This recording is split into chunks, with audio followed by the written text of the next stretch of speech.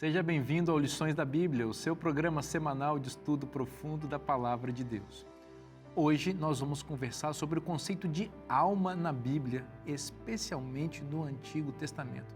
Vamos entender a natureza humana e quais as implicações desse conceito para a nossa vida e para a nossa salvação. É sobre isso e muito mais no Lições da Bíblia que está começando agora.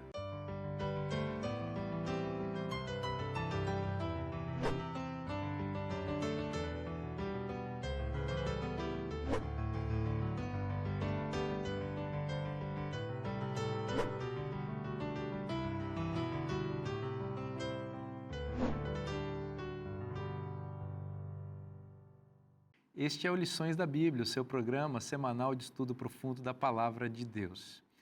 É sempre uma grande bênção poder compartilhar esses momentos especiais de estudo da Bíblia com você. Muito obrigado por nos receber em sua casa ou em qualquer lugar que você esteja para estudar juntos a Palavra de Deus. Eu tenho certeza que você tem sido abençoado por esses momentos, porque Deus se faz presente quando a gente pede que Ele venha nos instruir para entender a sua palavra. E eu, como eu disse, a cada semana tenho o privilégio de estar na companhia de pessoas muito especiais que largam seus afazeres e vêm aqui se dedicar esses momentos aqui para explicar, para conversar sobre temas profundos da Palavra de Deus. E mais uma vez eu vou apresentá-los para você. Aqui à minha direita está a professora Anne Guzman, que vem lá da Faculdade Adventista do Paraná, é professora lá e nos dá a honra de ter a sua presença. Seja bem-vinda. Muito obrigada por nos receber aqui novamente para estudar a Palavra de Deus. É um grande privilégio ter você aqui. Pastor Alberto Tim, o autor do nosso guia de estudos, nunca é demais lembrar, isso é uma coisa assim histórica, né? Uma grande bênção. É uma alegria que nós temos de ter a Igreja Adventista do Sétimo Dia aqui no Brasil sendo representada mundialmente, lembrando que esse é um guia que nós não estudamos só aqui, estudamos no mundo inteiro. Então, pastor Tim, que privilégio, que honra. Deus seja louvado pela sua vida e pela sua presença. É uma satisfação muito grande para mim poder estar com esse grupo de amigos aqui e ter a sua audiência também, né? Acompanhar-nos nesse estudo da palavra. Exatamente. Milhares de pessoas acompanham e se beneficiam aqui dessas conversas que o Espírito Santo conduz aqui. E aqui, à minha esquerda, o pastor Wellington Barbosa, nosso colega ali na Casa Publicadora, editor da revista Ministério. Pastor Wellington, que legal receber você aqui mais uma semana. Seja bem-vindo. Obrigado, pastor Vinícius. É uma alegria, uma satisfação muito grande nós podermos passar esse tempo juntos estudando a Palavra de Deus. Que legal. Vou pedir para você fazer uma oração para a gente agora. Vamos orar, então.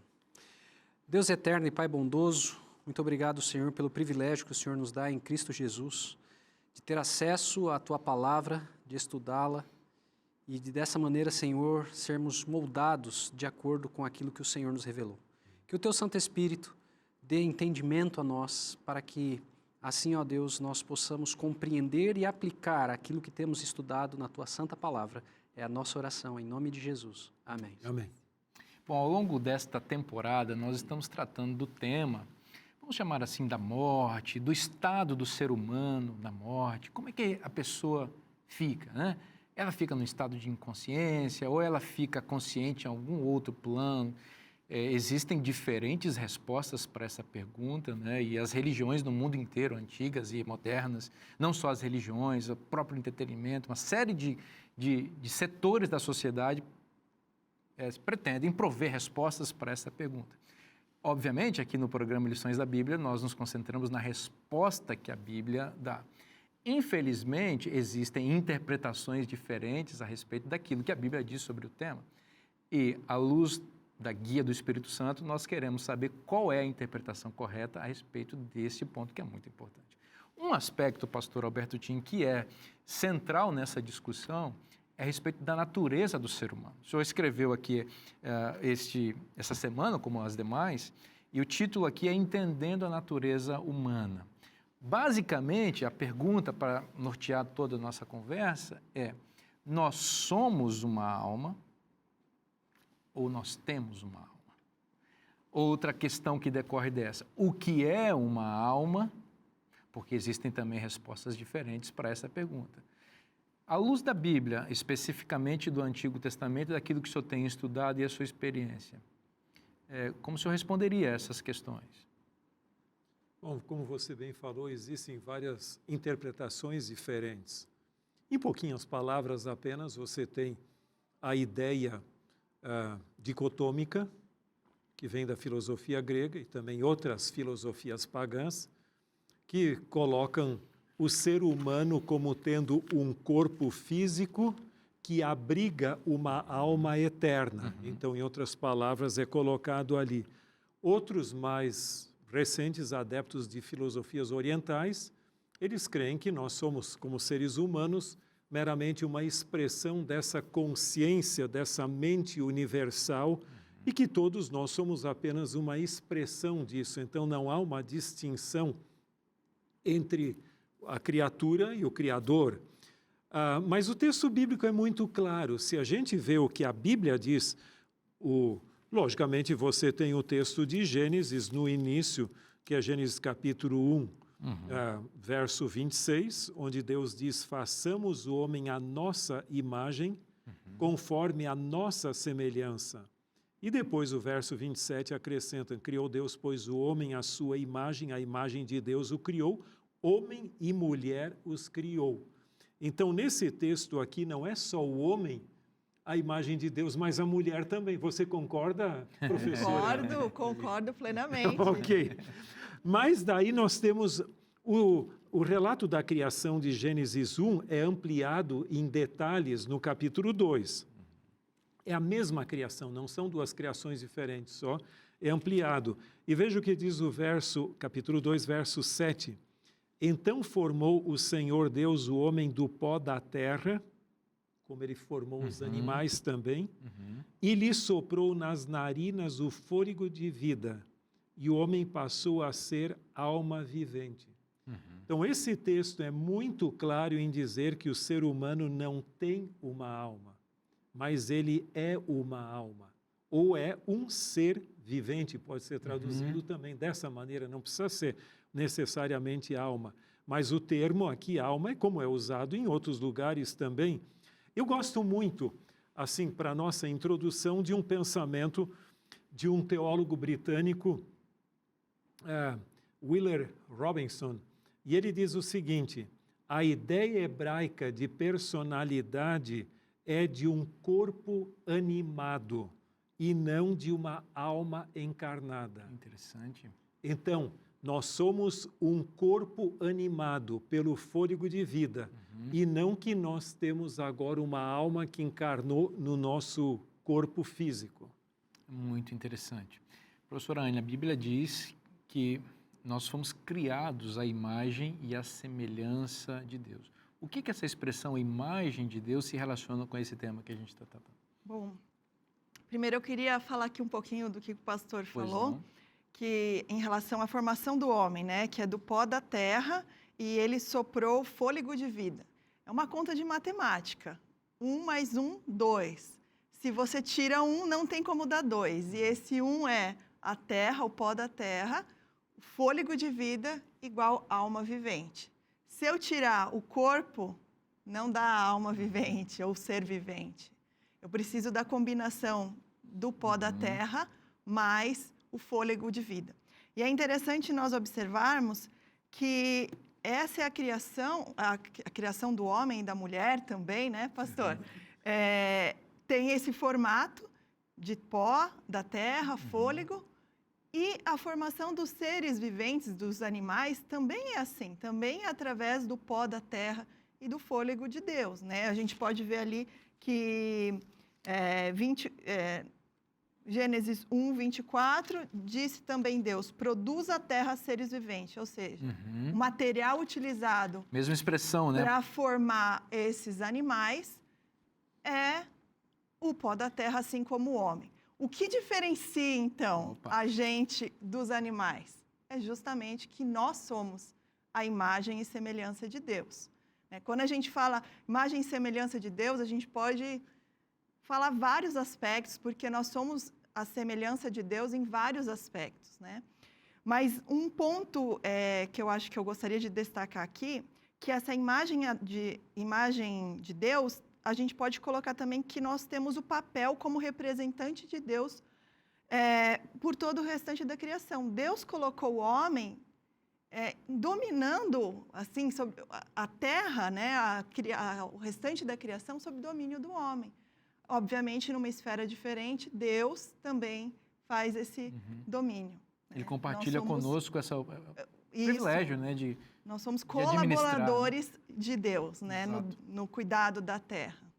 Eu acho interessante que Augustus Hocking Strong, em sua teologia sistemática, ele coloca uma ideia que é muito interessante, muito válida. Ele diz assim: o ser humano foi criado à imagem e semelhança de Deus, mas nós não podemos dizer que Deus é a nossa imagem e semelhança. Quer dizer, é uma via de uma mão só, não é o outro lado, que nem eu posso dizer que a fotografia é semelhante ao pôr do sol. Mas eu não posso dizer que o pôr do sol é semelhante à fotografia, porque você está reduzindo o esplendor da natureza a um pedacinho de papel que você tem ali. Com certeza. Enquanto você falava, Anny, também eu pensava num aspecto interessante, porque as pessoas, às vezes, advogam a ideia de que nós temos uma alma e não somos uma alma, para dizer que essa alma, quando a pessoa morre, ela vai para algum local, ou para o céu, ou para o inferno, ou para o purgatório, como ensina a teologia católica, né? Mas você destacou uma coisa interessante. Essa expressão alma vivente, traduzida aqui como seres viventes, também se refere aos animais. E dificilmente, pode ser que até que alguém acredite nisso, mano, a gente não ouve as pessoas dizendo que quando um animal morre, um cachorro morre, vai para um local especial, não é? Veja que algumas religiões você pode até reencarnar em animais, né? Exato. Para que você possa evoluir. A alma que sai do ser humano vai no corpo do animal, né? Do ser vivente que é o animal. Mas o ponto que quero destacar é que a Bíblia usa a mesma expressão para os animais, seres viventes, e para os seres humanos.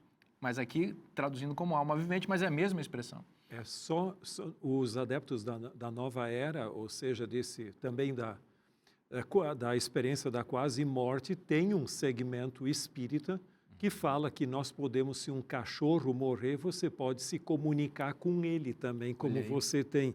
Mas isso é completamente alheio ao cristianismo.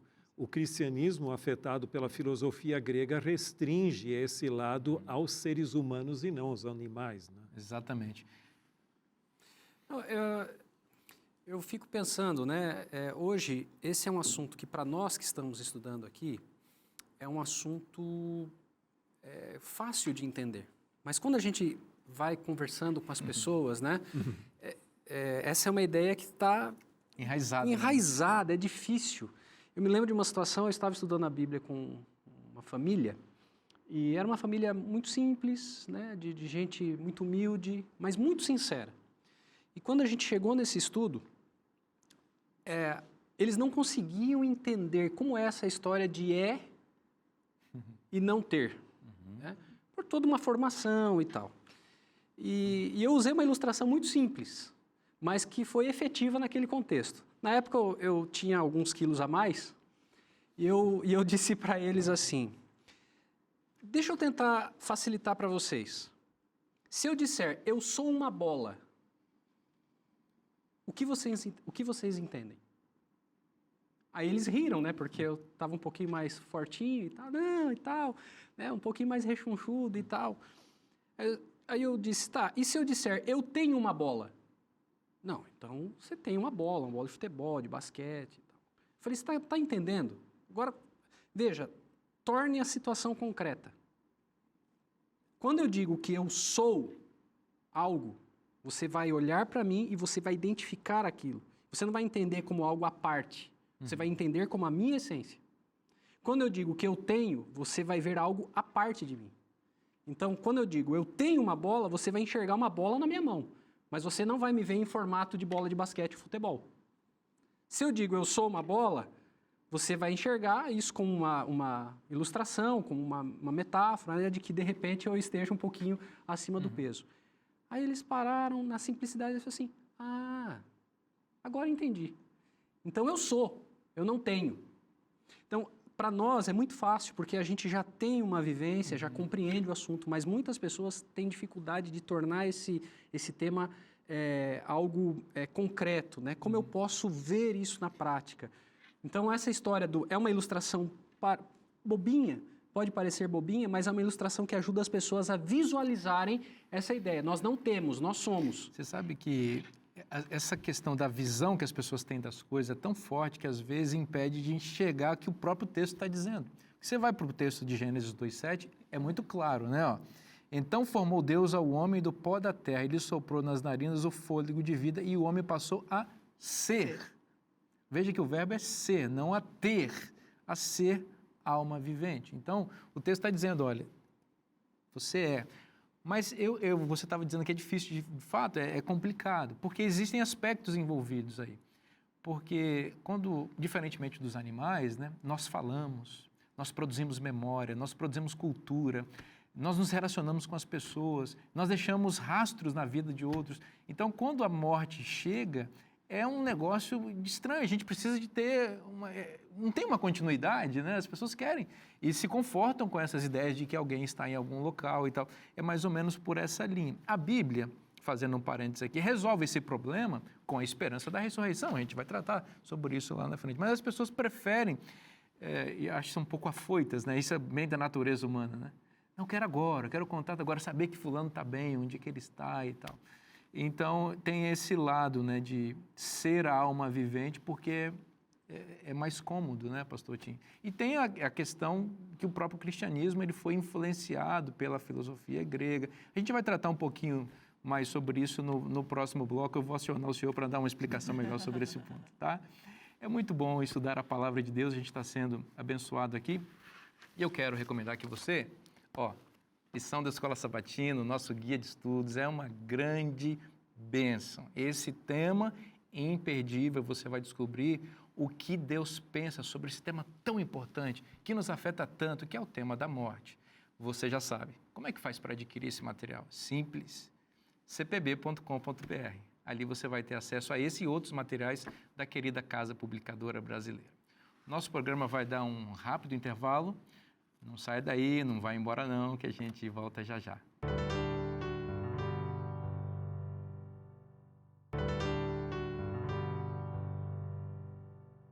Estamos de volta com o programa Lições da Bíblia e eu tenho uma recomendação para você. Bom, eu amo os escritos inspirados da autora norte-americana Ellen White. Você não tem ideia de como essas letras, essas páginas abençoaram a minha vida, e não só a minha, de milhares de pessoas em todo o mundo. E olha que legal, a cada trimestre nós temos uma seleção de textos da escritora norte-americana Ellen White, especificamente sobre os temas do nosso guia de estudos. Que bênção! Você lê o guia e você vai lá nesta revista aqui, tem um dia correspondente ao dia que você está estudando, com ampliação inspirada e comentário maravilhoso para você entender mais sobre a vontade de Deus para a sua vida. Então, é um tipo de coisa que a gente usa, que a gente quer para as outras pessoas. A gente quer o bem das pessoas. Então, você não pode deixar de ter esse material na sua casa. Como é que faz para ter? Fácil, cpb.com.br. Bom, a gente está conversando aqui, no bloco anterior, falando sobre o conceito de alma. Tem gente que até se arrepia só de ouvir falar nessa palavra, alma, lembra de alma penada, gente que volta para puxar a perna um do outro, e é um negócio que a gente tem medo, né? E é impressionante como na própria cristandade, no cristianismo, tem tanto conceito errado sobre isso, desconsiderando o que a Bíblia tem a dizer. Eu vou perguntar aqui para o pastor Tim, de onde vem essa ideia, mesmo cristã aí, de que nós temos uma alma que sai? Em algum momento isso começou a entrar aí no cristianismo, não é, pastor? Esse é um tema muito amplo e um pouco complexo, então, em pouquinhas palavras, eu gostaria só de mencionar que, em resposta à sua pergunta, pastor Vinícius, que eu creio que, em grande parte, isso veio do processo do helenismo, ou seja, a cultura grega tomou conta do mundo mediterrâneo, o mundo daquela época. Na época de Jesus, por exemplo, boa parte do mundo tinha essa característica. E veja uma coisa que é muito importante. Um historiador diz que nós pensamos como pensamos porque os gregos pensaram como pensaram. Então, a influência na nossa cultura ocidental e, por extensão, no cristianismo como um todo. Ao mesmo tempo, outro historiador diz uma coisa que eu gosto também, que ele diz assim, que Roma conquistou o mundo da época, mas foi conquistado pela Grécia, pela cultura grega, a qual eles conquistaram, porque Roma conquistou a Grécia, sim, mas foi conquistado pela cultura. Então, nesse processo de exposição à cultura grega no Império Romano, o cristianismo também sofreu essa mesma influência. E um fator importante que eu creio que exerceu certa influência, não vou dizer que é o único fator, foi a tradução do Antigo Testamento para o grego, chamado de Septuaginta, ou a tradução dos 70, por uma razão. O que aconteceu? A terminologia ou a linguagem hebraica e aramaica foi traduzida para o grego. E que termos eles usavam? As palavras conhecidas da época. Só que dentro da Septuaginta, o pensamento era hebraico, mas a linguagem era grega. Então não era difícil alguém dentro do mundo romano ler a Bíblia e ler esses termos corpo, alma e espírito da perspectiva da filosofia grega, em vez da filosofia, aliás, do pensamento bíblico, semita, integrado. Então, essa é a dificuldade, muitas vezes, porque a gente tem que usar a língua disponível. Sim. E sob a influência da filosofia grega, a escola de Alexandria, no Egito e tudo, que foi um berço praticamente da alegorização também, esse processo ocorreu. Então, muito cuidado. Resumindo a questão, veja, a Bíblia no Antigo Testamento, especialmente no Novo, fala de corpo, alma e espírito. Mas na mentalidade bíblica hebraica é o todo com ênfase em uma parte, o todo com ênfase na outra. E não como na cultura grega, onde um pode viver isolado do outro, né? É compartimentalizada, usando um termo um pouco técnico aqui, ou seja, você separa e tudo bem. O espírito ou a alma pode viver separado do corpo e assim, que não é o pensamento bíblico. Sem falar da ideia grega, né, que divide corpo e alma e coloca o corpo como um aspecto negativo, né, e a alma como algo positivo, e que a morte seria uma libertação dessa prisão que o corpo oferece a ela, né? Então, nesse sentido, a morte é bem-vinda. Essa é bem-vinda, exatamente. Então, isso acabou... E a Bíblia coloca a morte como uma inimiga e não como uma amiga que vai nos libertar. Veja como é importante interpretar a Bíblia à luz do pensamento bíblico e da maneira como os autores inspirados pensavam, e não como as culturas que traduziram a Bíblia acabaram enxertando, às vezes, sem a intenção, mas, como você disse, usando as palavras que se associam com conceitos, né? A gente precisa ler a Bíblia à luz do que ela mesma pretendeu nos dizer, né? Muito bem colocado aí, pastor. Porque quando a gente lê, por exemplo, Ezequiel 18:4, fala a alma que pecar morrerá. Então, as pessoas já podem pensar, ok, a alma que pecar, né? Ou seja, a separação entre o corpo e a alma. Mas quando nós vamos para o original, essa alma, a palavra alma é nefesh. Nefesh significa o ser humano na sua integralidade, ou seja, num todo, em todas as áreas, né? Mental, física, espiritual, né? Não separa. Nós, como indivíduos, nós não somos compartimentados, nós somos integrais, né? Nós não somos partes que funcionam separadas, nós funcionamos na integralidade. E a gente pode ver isso no tempo de hoje, quando a gente fala de doenças psicossomáticas. O que é isso? São doenças mentais que afetam o quê? O corpo. Nós não somos separados, né? Quando a gente fala, por exemplo, na área da saúde, a gente ouve bastante cuidado integral. O que é o cuidado integral? É o cuidado do ser humano como um todo, não separado, né? Mas uma mentalidade aí que muitas vezes as pessoas leem à luz dessas ideias, elas acabam separando o corpo, a alma, mas isso não é possível, O próprio ser humano, o próprio corpo, ele é um sistema integrado. Não existe esse negócio, bom, meu cérebro parou de funcionar, mas meu coração continua, né? Sim. Ou meu coração se foi, mas meu sistema digestivo ainda continua funcionando. Morreu um sistema, todos eles se vão, né? Sim. E a alma também. Também, quer dizer, muito bem, Ali. esse conceito de nefesh é isso, é a integralidade do ser humano, né? Você sabe que esse texto que você citou, Anne, de Ezequiel 18:4, a alma que pecar, morrerá, né? Esse texto aí já é uma contradição para quem pensa no conceito de alma de forma grega, paganizada. Porque no pensamento grego, helenístico, paganizado, enfim, a alma não morre. A alma permanece para sempre. Então, para ler esse texto aqui, precisa ser de acordo com a perspectiva bíblica. Porque a Bíblia está dizendo que a alma que pecar morrerá. Então, a alma não pode ser essa entidade que sobrevive à morte, porque o texto está dizendo que morre. Então, nem numa visão helenística o texto estaria compatível. Não dá para ser compatível, né? Então, a gente precisa olhar para essa expressão, que é traduzida como alma aqui, como ser. O ser vivo, o ser humano, integral. Em associação com o que está lá em Gênesis, né? Que nós não temos uma alma, mas nós somos uma alma. Os textos de Salomão e Eclesiastes, eles tratam bastante sobre esse conceito da morte ali, e até de uma maneira poética, simbólica, mas refletindo a realidade do pensamento bíblico, Salomão trata dos conceitos de morte, né, Wellington? Eu tenho até uma história, eu vou ler um texto aqui. Bom, eu não... O Wellington tem boas histórias, vocês já repararam, né? Eu não venho de um lar adventista. E quando eu tinha 7 anos, eu ganhei meu primeiro animal de estimação. Foi um pássaro.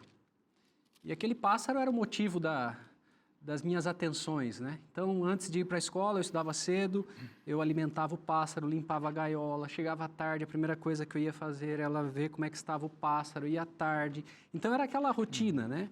E quem tem criança em casa sabe como as crianças se apegam aos animais de estimação. Até que um dia eu acordei e aquele pássaro estava... A gente percebeu que ele não estava bem. E minha mãe falou, olha, não está bem e tal. E eu fui para a escola. Quando eu voltei da escola, a notícia. O meu pássaro havia morrido. Então aquilo foi muito triste, eu chorei muito. Né? Eu morava numa casa em que no quintal nós tínhamos um bom espaço e ali eu sepultei aquele pássaro. 4 dias depois eu chamei a minha mãe e disse, mãe, nós precisamos conversar com o nosso líder religioso. Por quê? Porque a gente precisa pedir uma celebração especial no 7º dia, porque o passarinho morreu.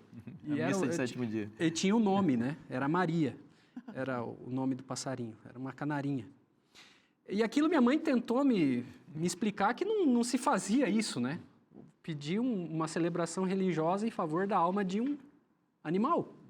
E eu tinha 7 anos e aquilo não entrava na minha cabeça. Por que não?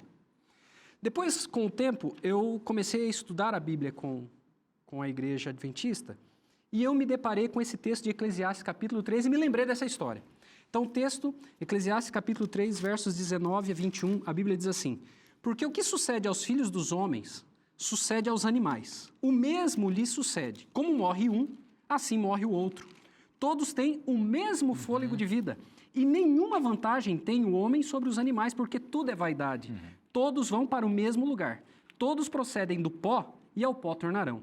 Quem sabe se o fôlego de vida dos filhos dos homens se dirige para cima e dos animais para baixo, para a terra? Quando eu li esse texto, eu falei, olha, na minha ignorância, quando criança, eu acho que eu estava mais em harmonia com o que o texto está dizendo.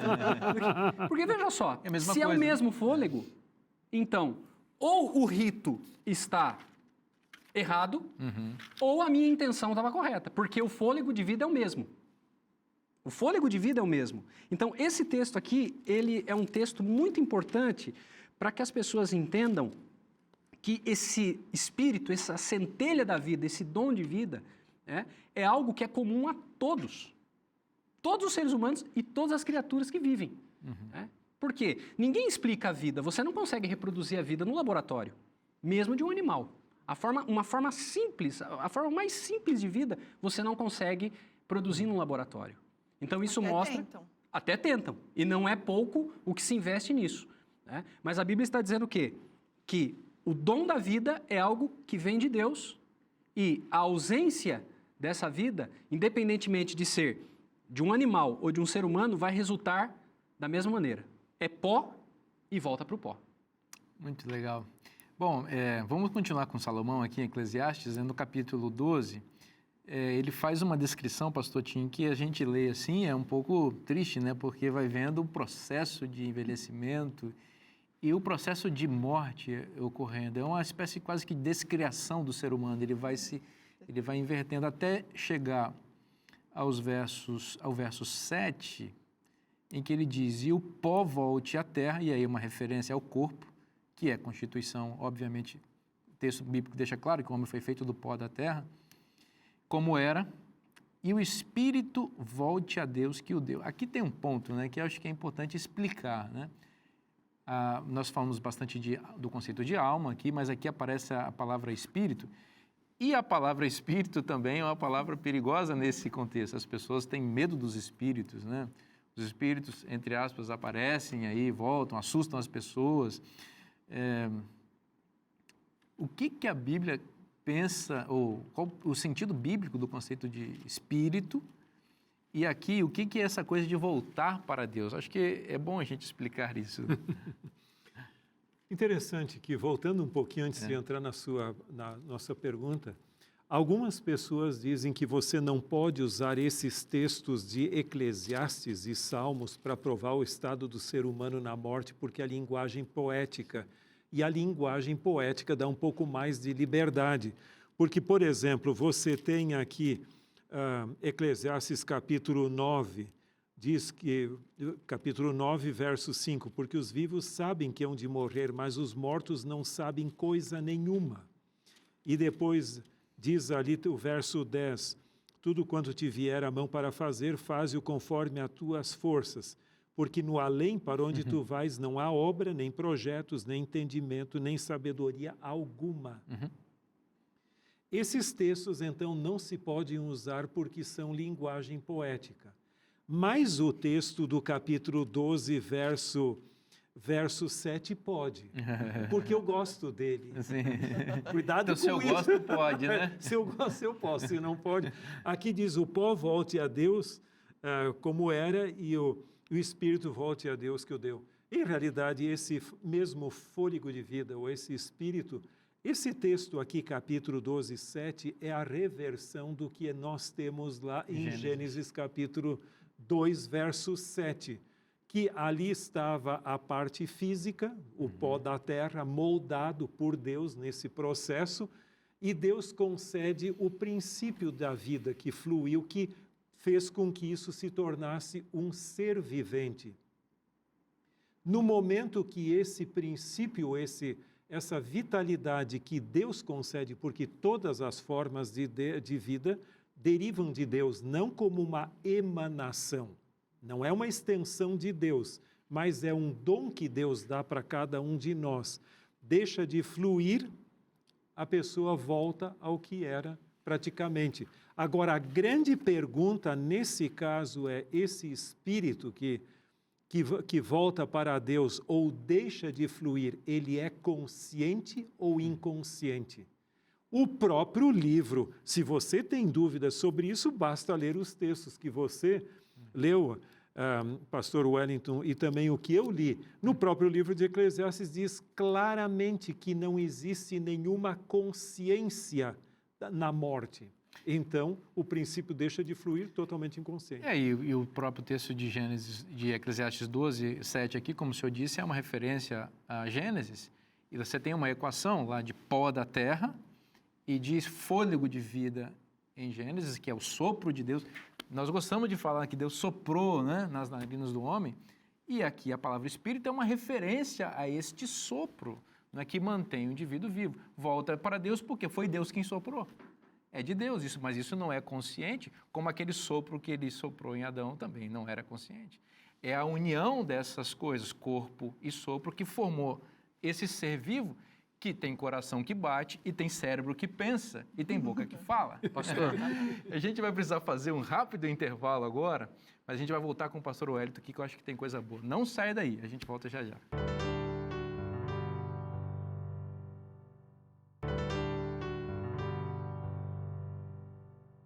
Voltamos com o programa Lições da Bíblia para continuar estudando a Palavra de Deus. Pastor Wellington, você tem uma coisa para falar sobre o Espírito aí, por favor? é uma observação simples.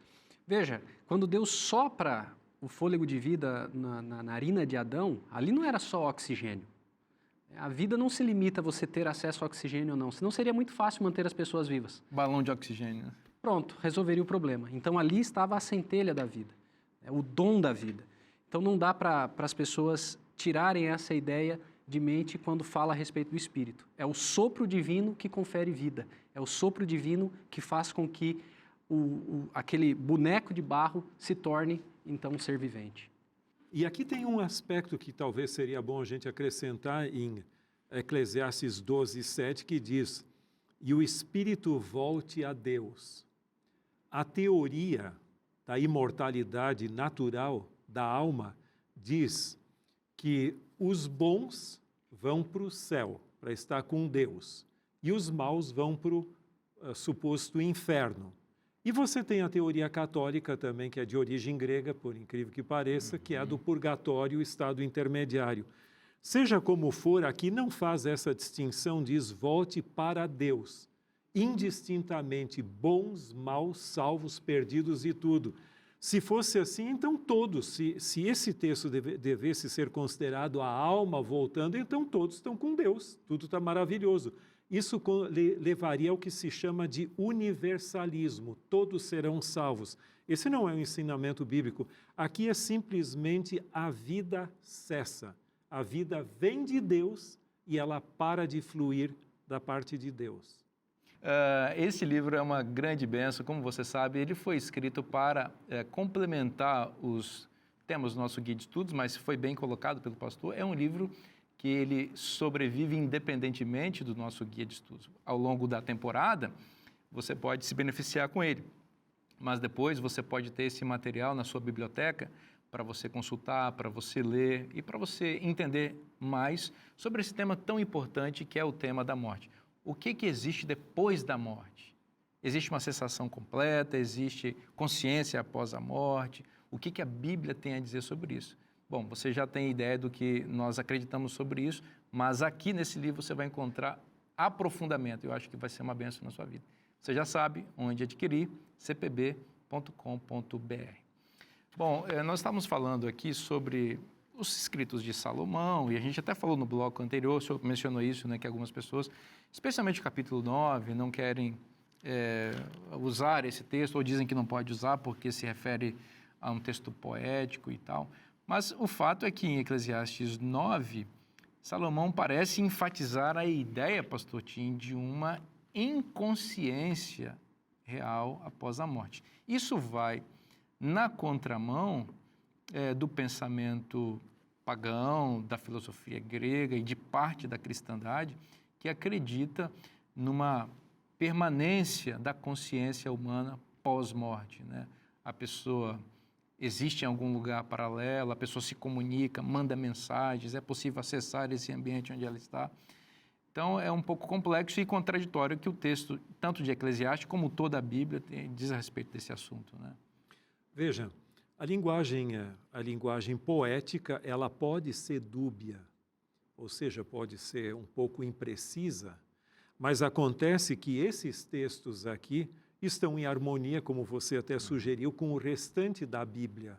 Então, se a minha interpretação não coincidisse com o resto da Bíblia, eu deixaria de lado, mas é bem claro, e nós não estamos tratando do Novo Testamento, porque essa lição trata da natureza humana aqui. Okay. Mas o Novo Testamento, depois você tem também conceitos que nos ajudam a compreender exatamente nessa direção, o estado de completa inconsciência do ser humano na morte. Às vezes é bom a gente ler o texto para as pessoas, porque tem muita gente que nós estamos conversando aqui, e é novidade o que elas estão ouvindo, né? Veja, por exemplo, o que diz Eclesiastes 9, verso 5, porque os vivos sabem que hão de morrer. Então, está falando de consciência, a gente sabe.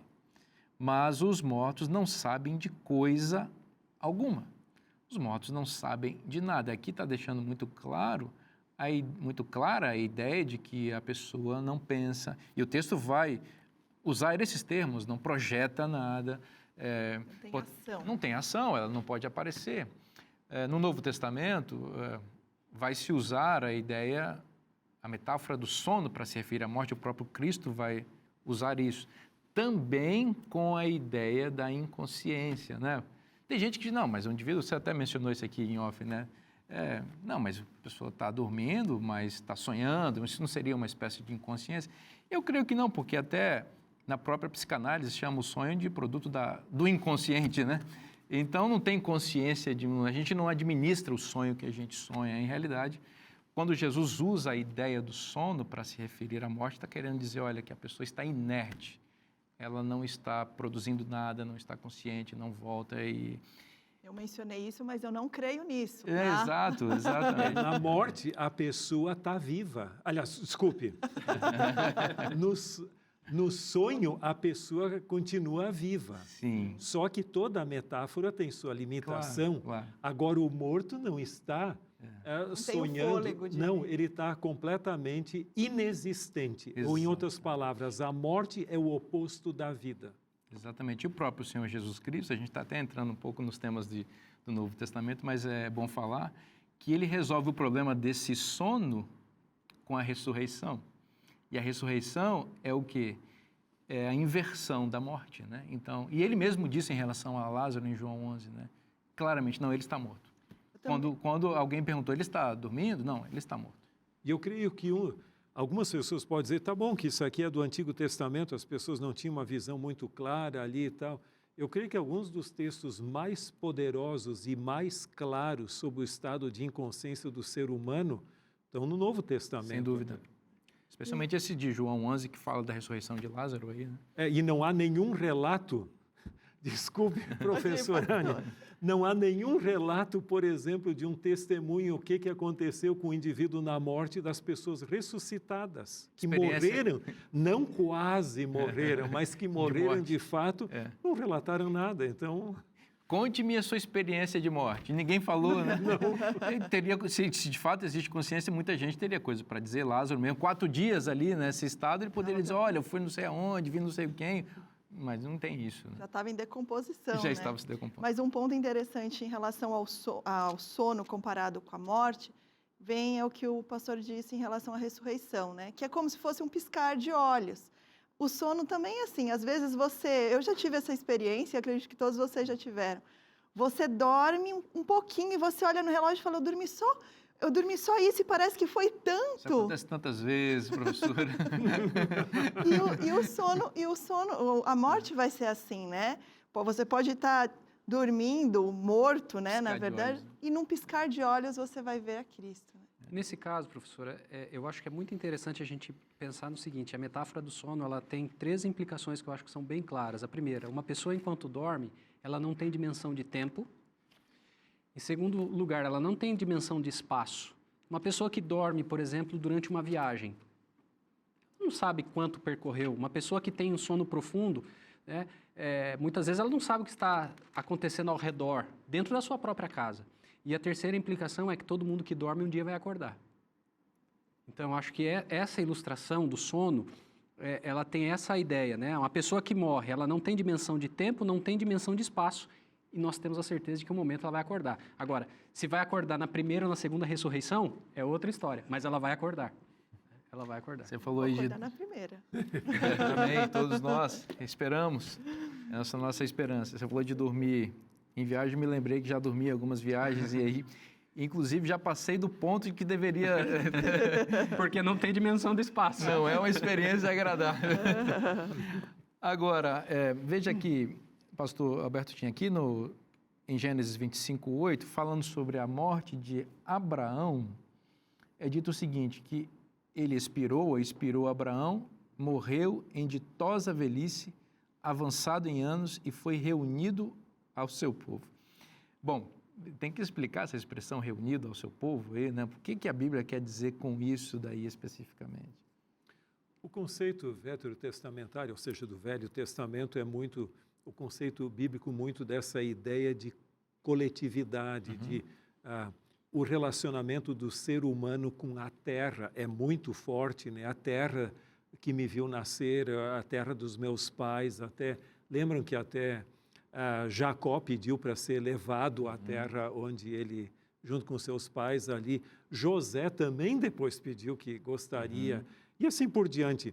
Agora, essa é uma expressão que não significa agora que tem uma comunidade de mortos conscientes ali celebrando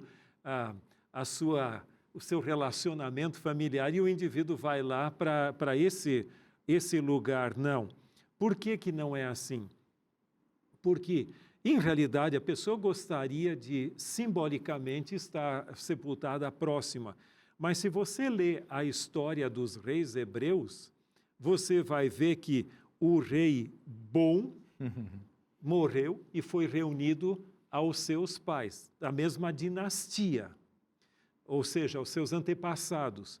O rei mau também foi reunido ao mesmo grupo.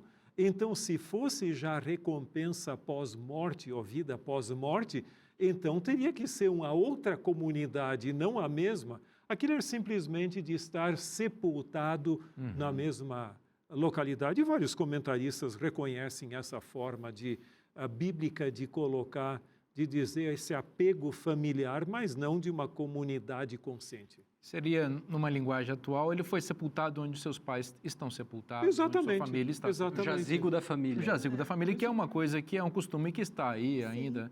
E, em geral, as pessoas, ninguém gosta de pensar que vai morrer, mas é uma realidade, mas gostam de imaginar que se um dia morrerem, gostariam de estar junto. Sim, quando eu vou para o cemitério onde meus pais e minha irmã estão sepultados, é interessante, eu achei interessante de ver todos ali, um tio também, e os meus avós também, ali tudo no mesmo cemitério, dá uma ideia, mesmo sabendo que eles não estão conscientes, eles estão próximos. Né? Porque isso também traz memórias para a nossa vida.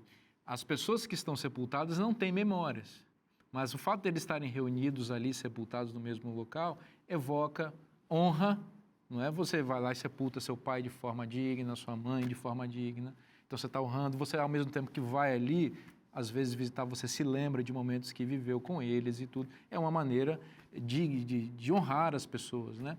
Não significa que eles estão vivendo em algum local, não, eles estão sepultados ali, né? A ideia de descendência é bem forte, né? Principalmente aqui no Antigo Testamento. Então, quando vai sepultar todos juntos, é uma questão também de você ver ali a família, né? Como um todo, os seus antepassados, a descendência ali, né? Que vai sepultar os seus antepassados. Você falou até na época de Jesus, Jesus teve alguns conflitos ali, porque todos queriam ser filhos de Abraão. Né? Aquela ideia de proximidade. Você tem alguma experiência legal para a gente aí, não tem? Esse é um assunto que quando eu não sei qual é a percepção dos amigos que estão acompanhando esses estudos que nós estamos fazendo aqui, mas quando a gente estuda a respeito da morte, parece ser algo muito matemático na perspectiva bíblica, né? Pó da terra, fôlego de vida, alma vivente. Pó da terra, menos fôlego de vida, morte, né? E de fato, por muito tempo, eu apresentei esse tema de maneira muito matemática, muito racional, né? Porque o argumento bíblico ele é muito claro. Eu acho que quando a gente lê o texto, e isso me chamou bastante atenção quando eu estava na minha caminhada espiritual, conhecendo mais a respeito da verdade bíblica, isso me chamou bastante atenção. E da mesma maneira que eu fui impactado, eu procurava apresentar o tema. E eu estava fazendo uma série de conferências em Curitiba, quando eu era pastor distrital lá, e apresentei esse tema. Então, os PowerPoints e a sequência dos textos bíblicos e tal. E ao final da série, daquele sermão, eu estava me despedindo das pessoas, uma senhora pediu para conversar um pouco comigo. Eu achei estranho, porque geralmente tem outros temas que as pessoas gostam de conversar com o pregador depois. E ela começou a contar a história dela para mim. A história dela era mais ou menos assim, era uma senhora cristã, de uma outra denominação, e ela num determinado momento, né, criou os filhos na igreja, o filho se desviou, se envolveu com criminalidade e acabou sendo morto numa troca de tiros com a polícia. E ela disse assim, pastor, se eu entendi bem o que o senhor quis explicar hoje aqui, meu filho não está no inferno. Eu falei, não, seu filho não está no inferno, seu filho está repousando na sepultura e no dia que Jesus voltar, então, nós saberemos o destino dele. Ela disse assim, pastor, a coisa mais dura para uma mãe é estar no sepultamento de um filho, que já é algo antinatural, e você ouvir o comentário das pessoas dizendo assim, esse daí está no inferno. Mas assim, pastor, muito obrigado, porque hoje eu saio daqui com esperança. Meu filho foi educado na igreja. Eu não sei o que ele pensou nos últimos segundos de vida dele, mas pastor, hoje, ao saber que ele está na sepultura, que ele está inconsciente, aguardando a volta de Jesus, eu tenho pelo menos a esperança de que eu possa reencontrá-lo. E se eu não reencontrá-lo, eu vou entender no céu tudo o que Deus fez para tentar salvá-lo, e Ele vai enxugar dos meus olhos toda lágrima. Louvado seja o nome de Deus pela esperança que nós temos. Nosso Deus não é um tirano, não é um torturador, Ele nos ama e Ele sempre nos dá uma nova chance se nós aceitarmos essa chance. Então, a morte não é o ponto final para aqueles que creem no Senhor Jesus Cristo. Ela é um ponto de inconsciência, aguardando a breve volta do Senhor Jesus Cristo, na qual todos aqueles que creram em seu sacrifício poderão ressuscitar. Essa é a esperança que você pode ter também. Essa esperança está na Bíblia. E se está na Bíblia, é bom para você. Eu te espero na próxima semana. Um forte abraço. Que Deus te abençoe e até lá.